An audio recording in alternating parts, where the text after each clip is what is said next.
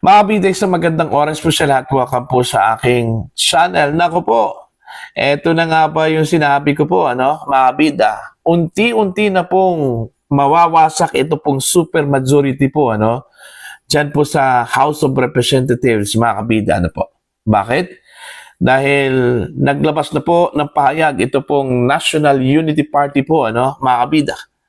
Pangalawa po sa pinakamalaking partido po, dyan po sa House of Representatives, na sila po ay kakalas, mga kabida, sa super majority, Bakit?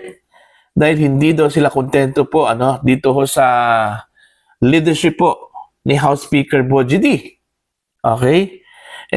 Pag-iisipan daw ng kanilang partido at magmi-meeting daw sila, mga kabida, para sa plano po, pupunta na lang, mga kabida, sa minority block, Diyan po sa House of Representatives. Ito, papasahin ko lang po ito pong article ng News 5, Kakalas sa mayorya. Okay? Pinag-iisipan ng National Unity Party o NUP ang pagkalas sa House Majority Block dahil hindi umano sila kontento sa liderato ni House Speaker Bogie D. Ilan sa mga ipinuntong iso ni NUP Chairman at Acting President at House Deputy Speaker Representative Ronnie Puno ang hindi pantay na alokasyon sa budget at ang public works projects na ngayon ay for later release na. I love the House Speaker. Si Bogie, bata pa yan. Magkaibigan na kami. I'm a very close, good, and avid fan of the D family. But he is not doing what he is supposed to do, sabi ni Puno. Pagpupulungan ito ng partido kapag nag-session break na ang Kongreso ngayong linggo. Ayan. Actually, matagal na po, mga kabida, na nagkaroon po ng agam-agam po, ito pong National Unity Party po, dyan po sa Kongreso po, mga kabida. Unang-una po, dun ho sa impeachment complaints, laban ho kay Vice President Sara Duterte. Medyo nagkaroon po sila ng agam-agam po doon, dahil wala po silang nakitang malakas na ebidensya po, mga kabida.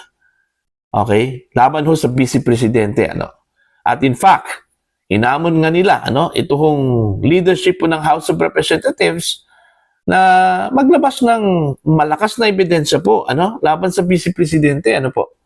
Para matyak po, mga kabida, yung pananagutan po, ng Vice Presidente. Kaso lang po, puro recycled po, mga kabida, lahat ng mga aligasyon po, laban po kay Vice President Sara Duterte, po. Okay? Simula noong unang pagsampa po, mga kabida, ng impeachment complaints ng nakarang taon po, laban po sa Vice Presidente, hanggang ngayon, parang ang nadagdag lang po, mga kabida, ay ito hong kay Madriaga po, pero hindi ata kumpinsido po ito hong NUP po, sa testimonya po ni Madriaga po, mga kabida, kasi wala hong mga dokumento Okay? Gusto po ng NUP na konkretong ebidensya, mga kabida, sapat na ebidensya para sigurado magkaroon po ng conviction o di kaya magkaroon po ng accountability po, mga kabida, ang Vice President ng Pilipinas. Kaso wala Kaya nga, pinag-isipan po ng National Unity Party, mga kabida, na hindi po suportahan ito pong impeachment proceedings po, against the Vice President po, mga kabida. Alright? Eto, umpisa na po ito, na mabuwag ito hong supermajority po, mga kabida. The moment na isapinal po, mga kabida, ng NUP, yung kanila hong balak na umalis po, sa supermajority, patay kang bata ka. Okay? May mga partido dyan, mga kabida, na susunod, Okay? Tandaan nyo, ang NUP po ay pangalawa sa pinakamalaking partido dyan sa House of Representatives. Meron pong mahigit 4 na pong mga miyembro, ang NUP, mga kabida. So, hindi po basta-basta yan. Hindi po pwedeng maliitin yan, yung NUP, mga kabida, dyan po sa House of Representatives, po. Okay? At makakakuha po yan ng impluensya po mga kabida, no? Diyan po sa House. Alright? So, I don't know kung ano po ang balak po ng leadership po diyan po sa House of Representatives, ano, mga kabida. Okay? Para lang po, hindi po matuloy itong pag-alis po, ano, ng NUP diyan po sa House of Representatives, ano po, mga kabida. Malaking kawalan po yan. Okay? Sa Marcos administration po, mga kabida, kung sakali man po matuloy yung balak po ng NUP na aalis po, ano, sa supermajority at pupunta po mga kabida sa minority block. Okay? I don't know kung ito po ba ay meron pong connection doon ho sa 2028 presidential elections po, ano? Okay, kasi nakapagtataka po mga kabida, no? Nung nagpahayag po ang NUP, ano, mga kabida, na hindi po sila susuporta dito ho sa impeachment complaints against Vice President Sara Duterte, ano? Ilang araw po, matapos mag-anonsyo po mga kabida, no? Ito hong si VP Sara, na siya po ay tatakbo bilang Pangulo po ng Pilipinas. At since marami hong tumanggap dun ho sa kanya hong announcement, okay, ang dami yung sumuporta po, ano, ng mga lokal na mga opisyal po mga kabida sa kanyang announcement po, ano. Okay? I don't know kung ito po ba ay isa po sa mga nagkumbinse, ano, nag-influence sa mga leaders po ng National Unity Party, ano po, para magdalawang isip po dito ho sa impeachment complaints, ano, against the Vice President po mga kabida. Tandaan po natin, ma-influensya po, ano, ang Vice Presidente mga kabida.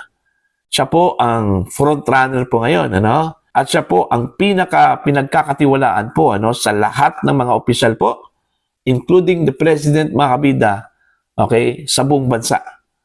So, nasa kanya yung, kumbaga, guts po mga kabida, no? Para magkumbinsi po ng mga tao po, ano? Dahil gaya ng sinabi ko po, ano?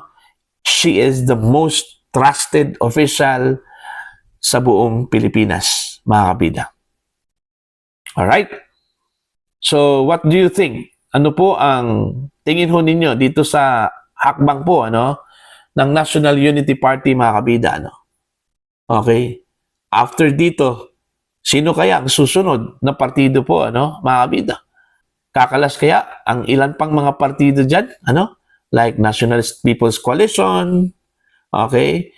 Like Nationalista Party, ano, mga kabida, Liberal Party.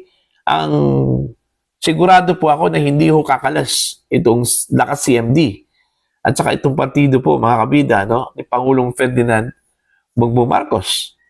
Baka sila na lang po yung matitira dyan sa House of Representatives po, ano, mga kabida. Ang pinaka-worst dito na senaryo po, ano, na baka hindi po matuloy ang impeachment po, ano, laban ho kay Vice President Sara Duterte.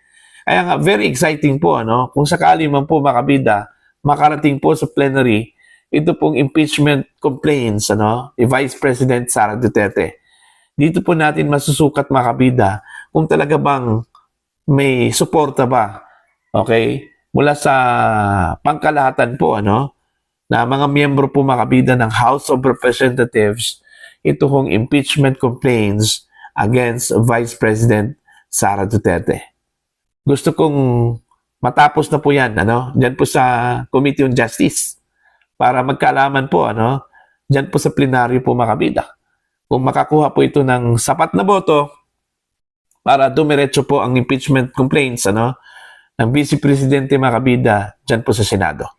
Alright? Para po sa inyong opinion at pananaw, please comment down. Sa mga hindi pa po subscriber po sa akin channel, please subscribe. Just click the subscribe button, click the notification bell, click all para updated po kayo mga kabida sa aking mga uploads. Maraming salamat po sa inyo lahat.